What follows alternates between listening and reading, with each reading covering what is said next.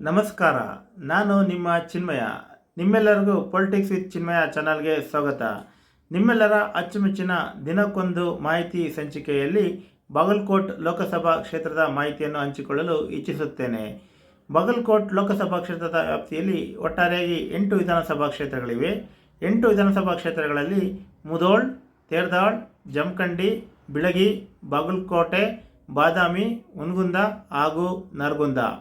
8 ವಿಧಾನಸಭಾ ಕ್ಷೇತ್ರಗಳಲ್ಲಿ 5 ವಿಧಾನಸಭಾ ಕ್ಷೇತ್ರಗಳಲ್ಲಿ ಕಾಂಗ್ರೆಸ್ ಶಾಸಕರಿದ್ದಾರೆ. 3 ವಿಧಾನಸಭಾ ಕ್ಷೇತ್ರದಲ್ಲಿ ಬಿಜೆಪಿ ಶಾಸಕರಿದ್ದಾರೆ. 2009ರ ಚುನಾವಣೆಯಲ್ಲಿ ಬಿಜೆಪಿಯಿಂದ PC ಗದ್ದಿಗೌಡರವರು ಗೆದ್ದಿರುತ್ತಾರೆ.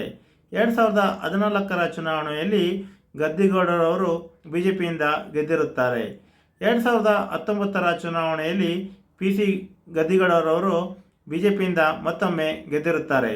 2024ರ ಚುನಾವಣೆಯಲ್ಲಿ ಬಿಜೆಪಿಯಿಂದ PC ಗದ್ದಿಗೌಡರವರು ಸ್ಪರ್ಧೆ ಮಾಡಿರುತ್ತಾರೆ ಹಾಗೂ ಕಾಂಗ್ರೆಸ್ನಿಂದ ಸಂಯುಕ್ತ ಪಟೇಲ್ ಅವರು ಸ್ಪರ್ಧೆ ಮಾಡಿರುತ್ತಾರೆ.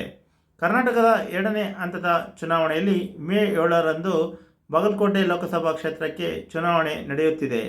ಈ ಬಾರಿ ಯಾರು ಗೆಲ್ಲಲಿದ್ದಾರೆಂದು ಕಾದು ನೋಡೋಣ. ಧನ್ಯವಾದಗಳು.